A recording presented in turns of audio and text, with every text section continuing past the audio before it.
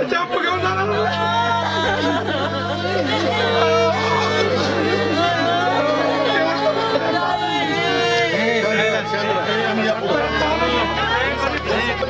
आहे मी आहे आहे मी आहे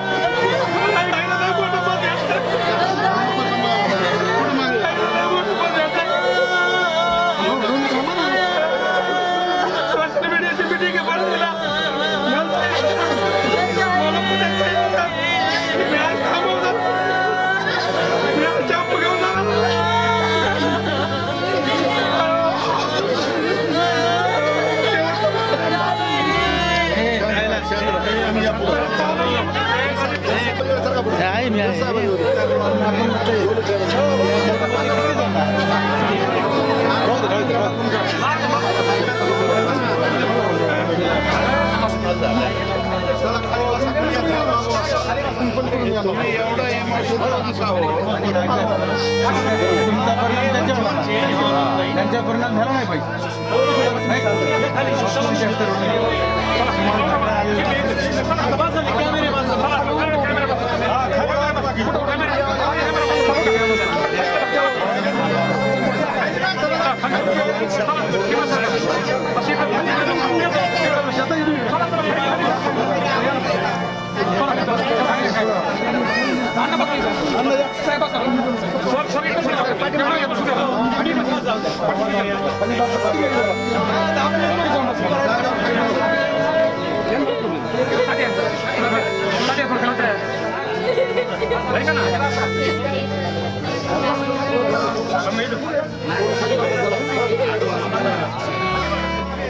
खाली बसा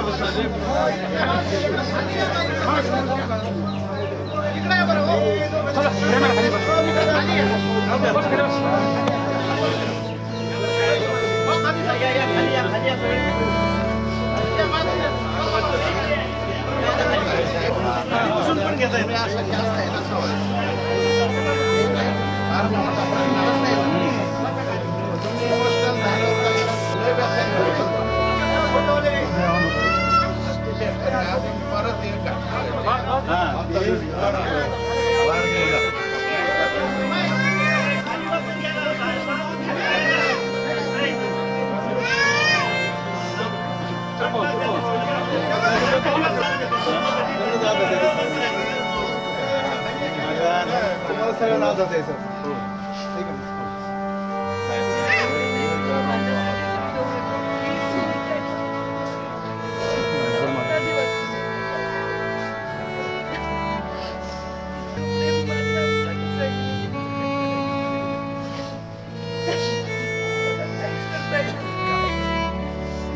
व्हायबल नव्हतं मला शेवटचा फोन केला नाही का म्हणून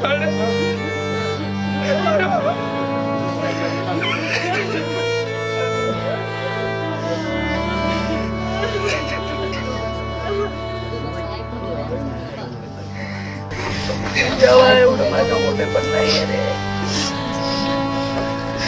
माझ्या हातातच काही नाही काय काही पण लढायला तयार आहे पण तुमचा जीव गेला मला अपराधी वाटतं तुम्ही समजून घेत नाही पोरांनो मला असं वाटतं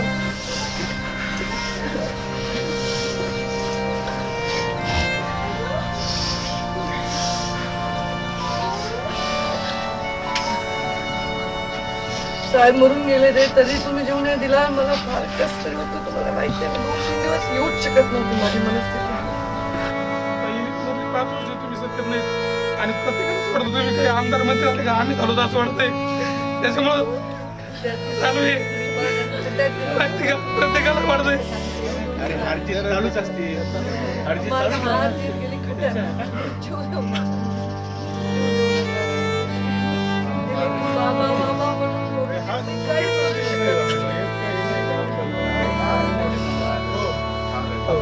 त्यांनी जबाबदारी घेतली पण आत्महत्या केल्यावर हे सगळं पूर्णपणे उलट चित्र पण जीव देऊन उपयोग कसा आहे तुम्ही त्याच्यात सामील व्हा ना. लढाईसाठी जीवन द्या जीव कशाला असं नाही करायचं. माझे बाबा काय म्हणले दादा बाबा काय म्हणले मला माहिती काय म्हणले ते लेकरं पैशाने विकत घेण्याचं प्रेम नाही.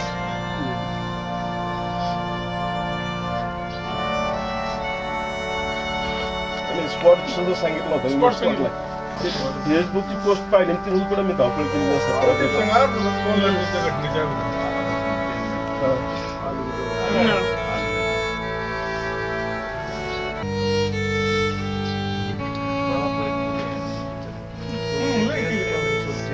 दहा मिनिटं पोहोचतो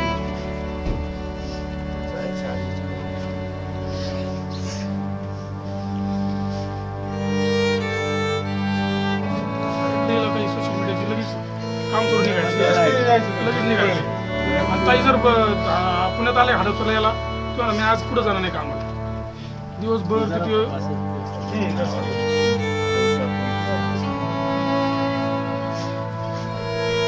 पुण्यात सगळं मतदान घेऊन आलं सगळं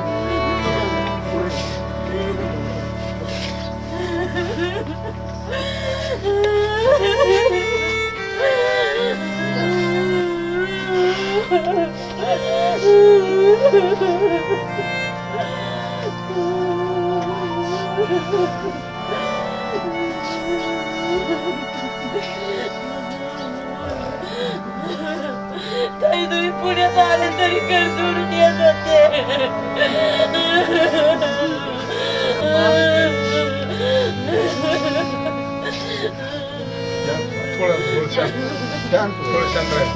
त्यांना काम चुकलं आता सगळं तेवढं दुःख झालंय फार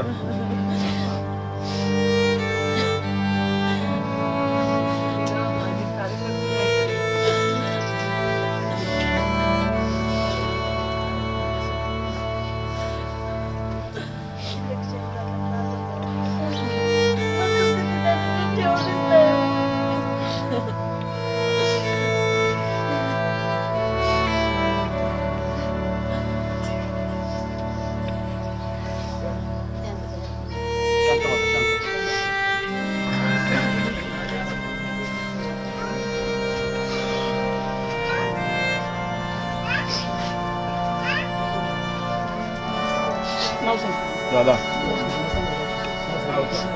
नाव का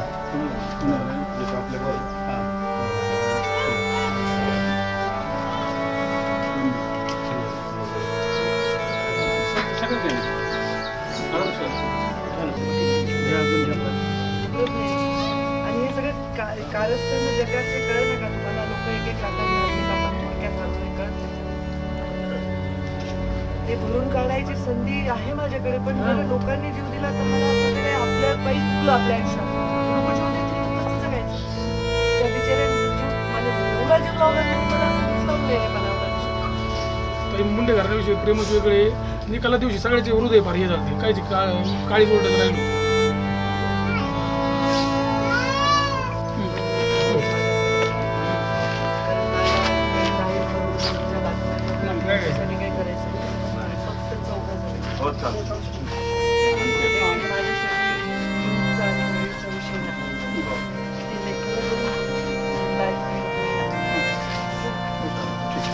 फक्त मला दोन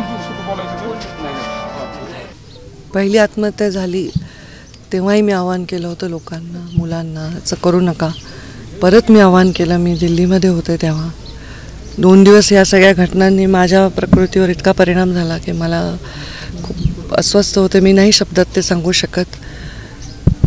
मी कधीही मुंडे साहेबांनंतर समाजाला आणि कार्यकर्त्यांना यंत्रासारखं वापरलं नाही. मी नेहमी असा विचार केला की हे लोक माझ्यासाठी परिवारापेक्षाही जास्त आहेत. जीव लावला मी लोकांना आणि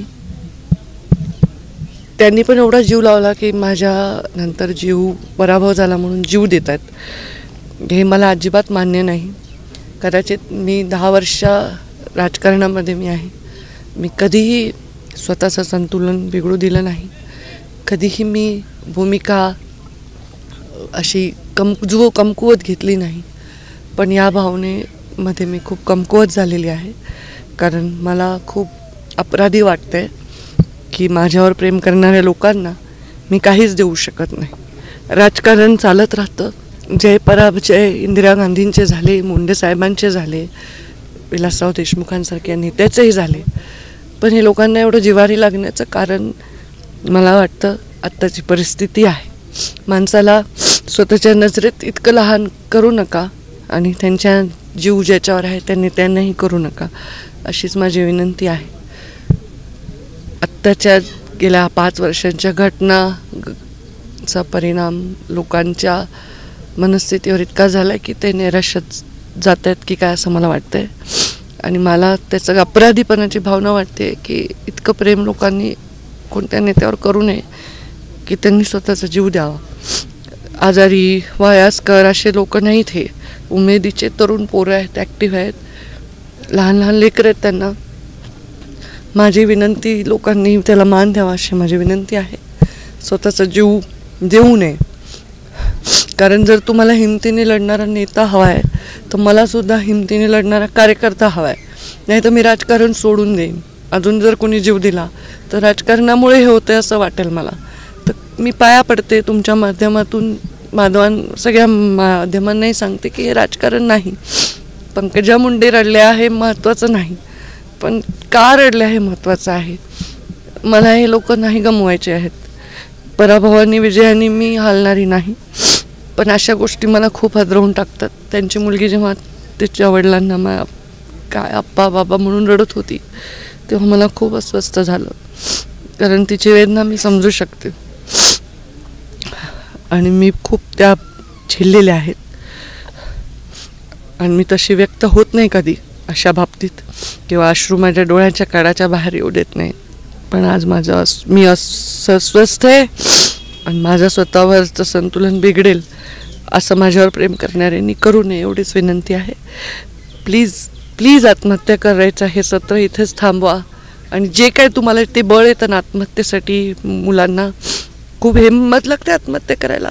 रडक्या बेकड लोकांचं काम असं वाटणं वेगळं आहे, पण ती हिंमत माझ्यासाठी पुढचे 100 दिवस द्या.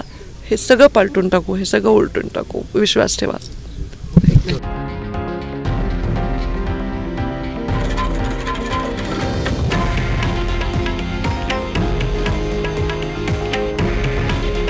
हे आहे देशातील नंबर 1 न्यूज नेटवर्क आणि आपण पाहत आहात TV9 मराठी. काळजी तुमची, हित महाराष्ट्राचं.